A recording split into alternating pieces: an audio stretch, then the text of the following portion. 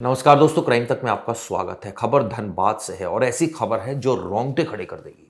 आप सोचिए, एक शव 5 दिनों तक घर के अंदर था और घर वालों ने उसका संस्कार किस तरीके से किया, ये सुनकर भी आप चौंक जाएंगे। बिस्तर, चादर, ये तमाम चीज़ों से लपेट कर शव के साथ और संस्कार कर दिया गया। क्यों ऐसी ज़रूरत पड़ी और क्यों ये किया गया, कौन ये लोग थे, पूरी जानकारी आपको देता हूं। दरअसल धनबाद का एक इलाका है गोविंदपुर थाना क्षेत्र। यहां से हैरान कर देने वाली खबर सामने आई। खबर यह है कि एक युवती की मौत हुई और वो वैज्ञानिक की बेटी थी।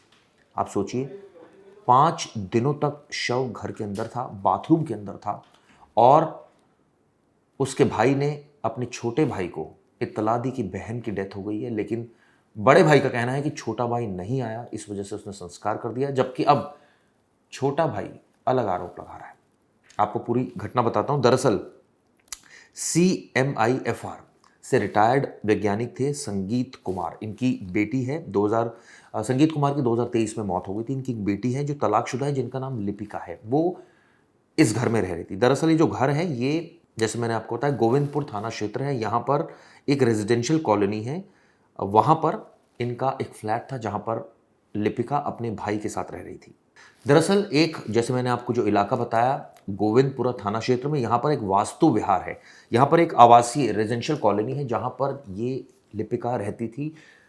मैंने आपको बताया रिटायर्ड वैज्ञानिक थे, संगीत कुमार उनकी बेटी थी। ये भी तलाकशुदा थी, अकेले रह रही थी और 8 तारीख को बताते हैं इनका निधन हो गया। अब इनके भाई का एक बयान सामने आया। पहले तो वो बयान सुनिए, उन्होंने क्या कहा है। इनके जो बड़े भाई हैं, उनका नाम प्रणव है। उनका एक बयान है, ये बता रहे हैं कि 8 तारीख को इसकी तबीयत खराब हो गई थी और ये बार बार वॉशरूम जा रही थी। अचानक शी कोलैप्स्ड, यानी उनकी मौत हो गई। क्यों हुई, ये क्या कहना है उनका, ये सुनिए। बहन को 7 तारीख को 9 साढ़े 9 बजे उसको बाथरूम 3-4 बार बाथरूम की उल्टी थोड़ा अजीब टाइप का हुआ और वो उसके बाद वो ख़त्म हो गई। उसका बाद हम कपड़ा लत्ता भी बदले, लेकिन 3-4 बार उसको बाथरूम हुआ, उल्टी थोड़ा अजीब टाइप का हुआ। उस टाइम ऐसा हालत नहीं था कि हम कुछ कर पाते। उसका हाथ पाँव रगड़ सकते थे, कंबल उम्बल ओढ़ाए, लेकिन वो उचक के 3-4 बार मेरा नाम ही लिया, कुछ बता ही नहीं और उसके बाद गुजर। उसके बाद हम इसको खबर किए, ये आया भी। इसको 2 बार बोले हम इसका इंतजार में बैठे रहे, लेकिन वो 3-4 दिन पड़ोसियों को मदद के लिए बोला नहीं आपने? नहीं। पहले तो हम इसी को बोले थे, यही रहता घर में। बाहर था तो टाइम लग फोन करके बोला। हाँ, अभी 2 बार देखने भी आया, देख के गया, उसको मालूम था। बॉडी को देखा है उन्होंने? नहीं, बॉडी को मैंने बॉडी देखा है, नहीं देखा। उसमें कीड़ा मकोड़ा लगने लगा। जब 3-4 दिन हो गया तो हमको कुछ समझ में नहीं आया, वो हमसे देखा नहीं गया। तब हम उसको साधारण व्यवस्था में ही कीड़ा मकोड़ा हटाने के लिए जलाया, काफी जला वो। फिर इसके मैंने लकड़ी वगैरह की व्यवस्था की है या ऐसी जलाया? नहीं, घर में 3-4 दिन से था। कौन चीज से जला? वही रजाई कंबल सब रखे।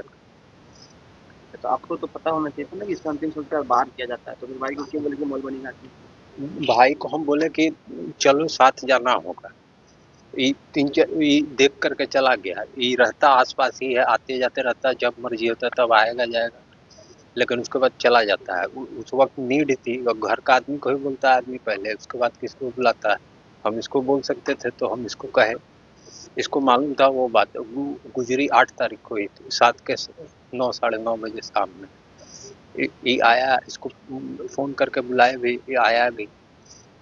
एक बार और खोजने के लिए गए तो भी मिला, और उसके बाद हमको लगा आएगा, लेकिन आया नहीं।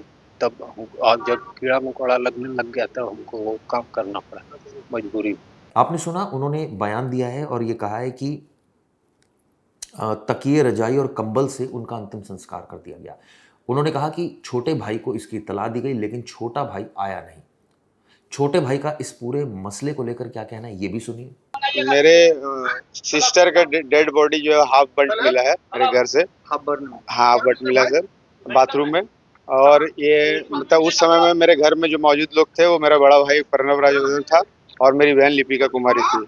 मेरी बहन जो लिपिका कुमारी थी काफी दिन से बेड रिडन थी सर। और जिस टाइम पे ये घटना घटी है उस टाइम में मैं यहाँ पे अवेलेबल नहीं था। मुझे ये इन्फॉर्मेशन भी नहीं दी गई ऐसा कुछ किया जा रहा है। जब मैं रिटर्न किया तो मुझे बताया गया कि वो ऑलरेडी डेड कर गई है। तो मैं अंतिम संस्कार का सामान लेने गया था। अंतिम संस्कार का सामान लेके जब मैं वापस आया तो मुझे बताया गया कि ऑलरेडी अंतिम संस्कार कर दिया गया है। 2 लोगों का नाम भी उसमें लिया गया, लेकिन उनका इस केस से कोई रिलेशन नहीं है। वो बस कॉमन रेफरेंस है, इसलिए बोला गया मुझे। और अभी मुझे शाम को एक आदमी ने आके बताया कि आपके घर में पीसीआर आई हुई है, वो ऐसा-ऐसा बात है, तो मैं खुद चल के यहाँ पे आ गया। तो आपने सुना छोटे भाई का भी बयान, बड़े भाई का भी बयान और इसमें पुलिस का भी बयान सामने है। पुलिस का कहना है कि उन्हें इन्फॉर्मेशन मिली थी कि बाथरूम में एक जली हुई लाश मिली है। पुलिस मौके पर पहुंची। अब पोस्टमार्टम के जरिए और स्थिति साफ होगी। सवाल ये उठता है कि क्या ये नेचुरल डेथ है या अननेचुरल डेथ है? आखिर किस वजह से ये मौत हुई? क्या इसका पता चल पाएगा भी या नहीं, ये अपने आप में सोचने वाली बात है। दरअसल आपको बता दें 5 दिनों तक ये शव पड़ा रहा और 5 दिनों के बाद पुलिस को इसकी इत्तला मिलती है, यानी 13 तारीख को, जिसके बाद पुलिस हरकत में आती है। जो रिमेन्स हैं उनको कब्जे में लिया जाता है। अब फॉरेंसिक जांच होगी और दूसरी जांच होगी जिससे स्थिति साफ हो पाएगी। ये भी आपको बता दूं, जो उनके भाई का, बड़े भाई का बयान है वो ये है कि उन्होंने अंतिम संस्कार किया है और बाथरूम के अंदर ही अंतिम संस्कार किया है। ये जानकारी पुलिस को कुछ इस तरीके से मिली, ये मामला खुलता ही नहीं। खुला इस तरह से कि पड़ोसियों को स्मेल आ रही थी, उन्होंने इसकी इत्तला पुलिस को दी कि इस मकान से स्मेल आ रही है। पुलिस मौके पर पहुंची तो ये सारा राज खुला। सवाल ये उठता है कि अंतिम संस्कार अगर करना था तो बाथरूम में क्यों किया? सवाल ये भी उठता है कि इसकी इत्तला लोगों को, क्योंकि जब इस तरह की किसी के घर में डेथ होती है तो लोगों को इत्तला दी जाती है, क्यों इत्तला नहीं दी गई थी?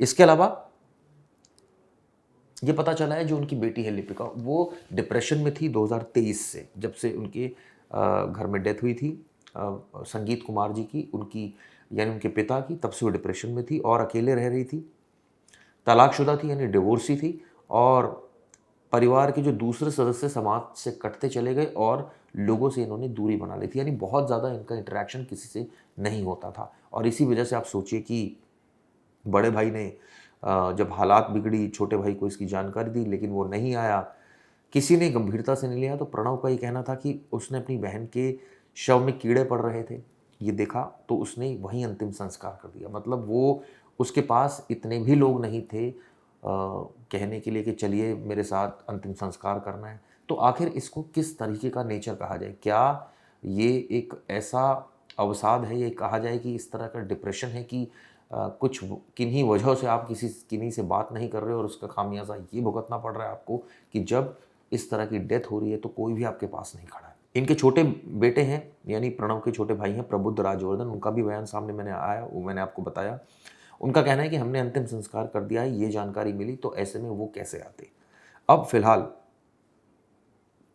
जिस तरह से ये घटना सामने आई है, इससे कई सवाल खड़े हो रहे हैं। जो दोनों भाई हैं ये भी आसपास रहते हैं, लेकिन सवाल ये उठता है कि 8 तारीख को जब तबीयत खराब हुई तो क्या उनके एक जो बड़े भाई थे वो उसी घर में मौजूद थे या उनको बुलाया गया, और बुलाया गया लिपिका की तरफ से, या वो वहाँ थे, ये अभी तहकीकात की जा रही। कई ऐसे एंगल्स हैं जो पुलिस इस मामले में तफ्तीश कर रही है। लेकिन ये हैरान कर देने वाली खबर है, क्योंकि जिस तरीके से आप सोचिए कि बाथरूम के अंदर ही ये अंतिम संस्कार किया जा रहा है और शव में कीड़े पड़ गए थे और ये रीज़न दिया जा रहा है, इसके पीछे क्या कोई साजिश है, क्या कोई ऐसा वाकया है जो शायद अभी सामने नहीं आया? इसकी तफ्तीश की जा रही है। चलिए, जो भी अपडेट होगा इसमें आपको दूंगा।